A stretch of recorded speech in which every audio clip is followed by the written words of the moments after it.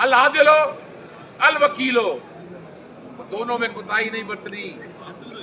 कल पूछा जाएगा, अभी तो जिंदगी गुजार लोगे, आखिर देखनी है।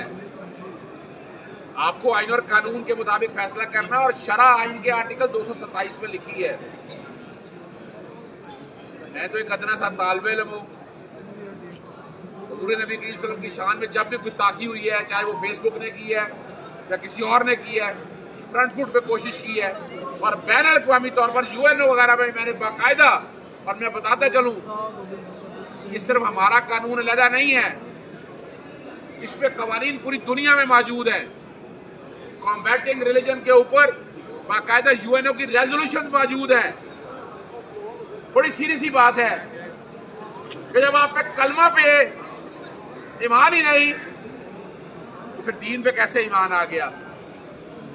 दीन तो वो है जो कलमे की बुनियाद पर है। और दो बातें बड़ी वाज़ेह है, आका दो जहां हुजूर नबी करीम सल्लल्लाहु अलैहि वसल्लम खातमुन नबिय्यीन है, हो ही नहीं सकता ता क़यामत तक। तो हमारे तो ईमान का हिस्सा है। बिल्कुल हर एक को हक है, अगर कुछ काम करना चाहता तो करे, लेकिन हमारा आइन जिस बात की इजाजत नहीं देता, हमारा दीन किसी बात की इजाजत नहीं देता, तो वो आप काम नहीं कर सकते।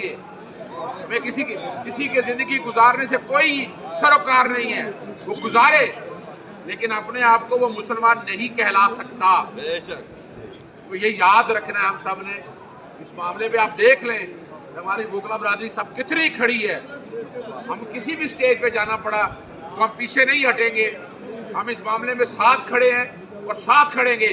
गुलाम है रसूल के गुलाम है, रसूल में मौलवी कबूल है। कादियानियत मुर्दाबाद, मुर्दाबाद। कादियानियत मुर्दाबाद। कादियानियत मुर्दाबाद। नाराए तकबीर, अल्लाहू अकबर, नाराए रिसालत, या रसूल अल्लाह, नाराए हैदरी, या अली। मरकइयों पे लानत, बेशुमार।